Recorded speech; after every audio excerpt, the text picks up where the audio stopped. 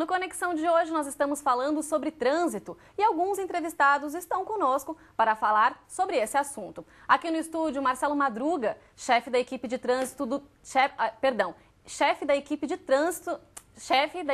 Educação no Trânsito da EPTC, agora sim.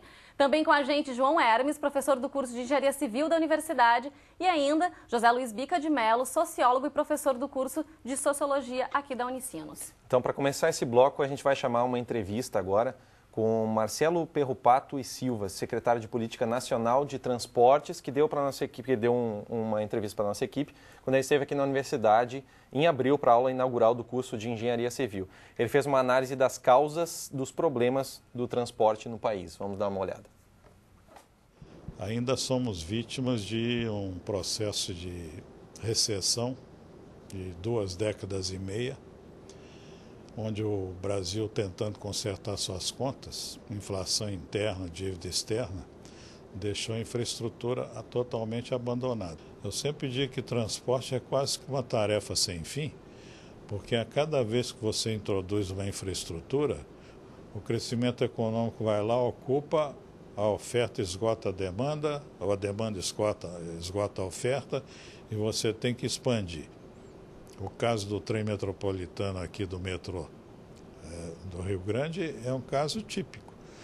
Nós estamos operando aí com uma estrutura hoje que já está em nível de 5 minutos de headway na hora de pico. Já está congestionado. Você duplica a BR-116 aqui na área urbana, já está congestionada. Então, as soluções têm que vir numa visão de planejamento de longo prazo para que você vá se preparando, porque hoje, para uma obra virar realidade, você tem que passar por vários estágios. Professor João Hermes, queria que o senhor comentasse, então, essa fala aí do secretário, sobre essa relação também, que existe muita burocracia para a gente resolver problemas de infraestrutura, né? Realmente é problemático, né, a implantação de uma infraestrutura na área de transporte.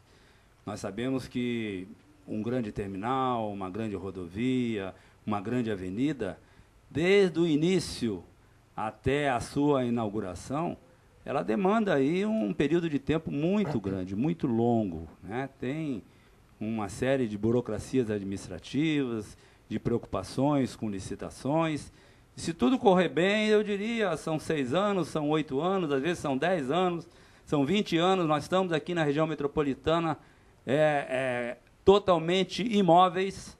Eu diria que nós não temos mobilidade metropolitana como nós gostaríamos de ter. É um caos, geralmente. O senhor, inclusive, hoje passou por Hoje eu parei meia hora na Castelo Branco por causa de um acidente de trânsito. E, veja só, a responsabilidade pela via é da entidade. Então, no caso específico, a entidade ela tem que operar a via. As nossas vias estão congestionadas, a gente sabe disso. Então, qualquer acidente na via acaba levando a uma perda de tempo muito grande. Então, as estruturas responsáveis pela via, os órgãos responsáveis, eles têm que estar estruturados para poder liberar a via da melhor maneira possível, ou buscar alternativas àquela via, tá? Em função de estudos de pico, para que realmente se consiga aproveitá-la da melhor maneira possível. Então, vejam que a engenharia de tráfego aí, ela tem que entrar a fundo nisso. São Paulo, Rio de Janeiro, Curitiba, eu diria que são cidades que aproveitam bem as suas infraestruturas. Porto Alegre não chega tanto. Eu moro em Porto Alegre, na Zona Sul, já há muito tempo.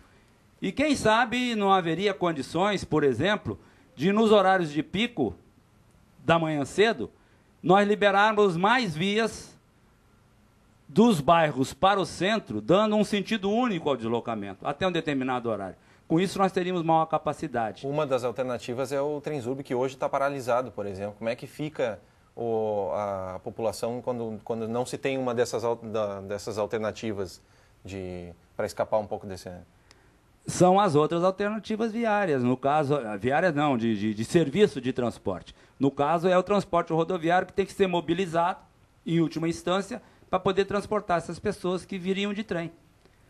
Infelizmente, a nossa oferta, como disse bem o secretário, isso acontece, ela está sucateada, ela não está bem estruturada, né? E com isso, o que acontece? Acontece que a nossa demanda vai sofrer, infelizmente.